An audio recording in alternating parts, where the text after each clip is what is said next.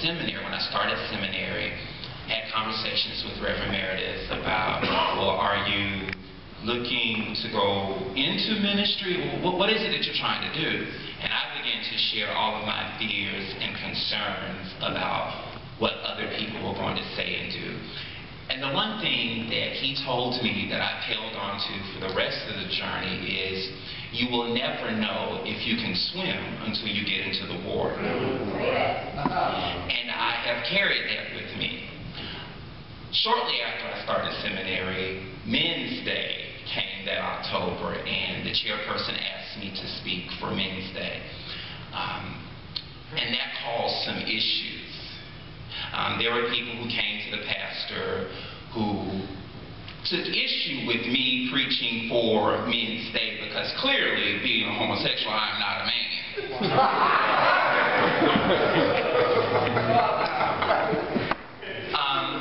I'll never forget that deacons in the church, the leaders, said that they didn't want to hear what no sissy had to say. And my pastor could have bowed to that, because they were established figures in the church. And my pastor took a stand, and that encouraged me. Later, as I got ready to finish my seminary career, my intent was to become a chaplain in the Air Force. And so the armed services come to the seminaries every spring to recruit. And it was in my last semester that I tested positive for the virus. And my whole world shifted. I had always done a World AIDS Day service at this church when I was here, because I had friends that had died, and I knew that that year that I tested positive that I would make myself vulnerable and disclose to the church. And I just remember it like it was yesterday. What surprised me the most was when the service was over, the number of people who came to me and made disclosures about themselves. The number of women who came to me and made disclosures about their late sons and friends. One woman had buried 2 sons and a brother in the same year, and she had been coming in and out of temple week after week and had never been able to release that. And I thought the saddest thing in the whole world is to come to the feet of the Master and not be able to lay down your burdens. You know, we put a Band-Aid on the scab or on the sore. We deal with the things that come to the surface, but we have to, again, get to the core issues. Why am I depressed? Why do I have such low self-esteem? Why can't I maintain healthy relationships? All of these different kinds of things are a part of the conversation. And I'm going to go ahead and bring this out, and I'm hopeful today that somebody will call Fulton County Health Department, wherever it is that you live, and get an appointment with a psychiatrist. Talk to somebody. It's okay. Therapy is good. Therapy is good. Therapy has a negative connotation to it. A negative. So they think if you go into therapy that you're crazy. Some of us are. Some of us are, but there's hope again. You were talking about, like, when was the last time you invited young people to your home for dinner, or the last time you said something to them.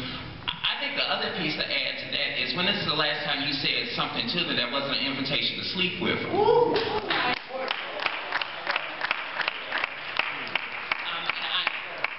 I think that, no, they really not gonna fight me. That was just a figure of speech.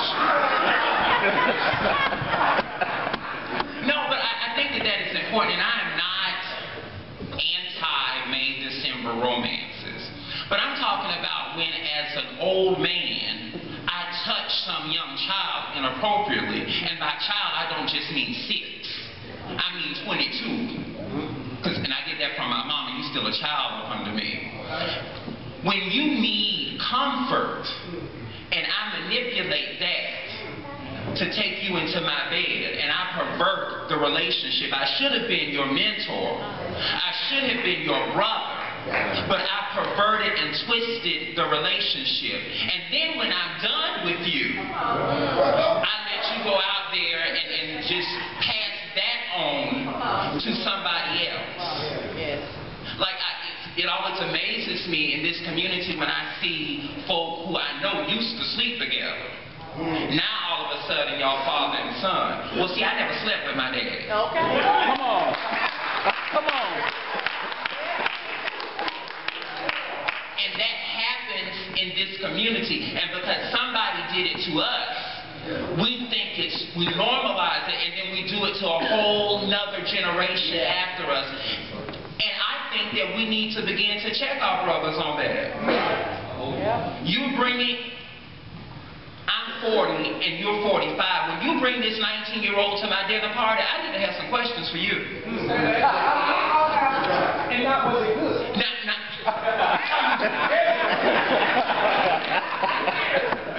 The other thing about the church is most of what we see in church is addictive behavior masquerading as worship. Come on. Come on. Come on. We come in here Sunday after Sunday, or if you're Seventh-day Adventist, Saturday after Saturday, to chase a high. And then we go out here with our fix and then still engage in this. What are we going to do in church about stigma? How about you start telling the truth? Okay. And encouraging people to think for themselves. One of the other challenges is pastors think, not you, but pastors think that they own people. You don't have a church, you're just in charge of this assembly. And the other thing is very intelligent people suspend their thinking processes when they come into church. Like, church is the only place where it's socially sanctioned retardation. You can come in here and spend 40 years and know no more when they roll you out of here than when you walked in. And we're okay with that. So the church can start by telling the truth.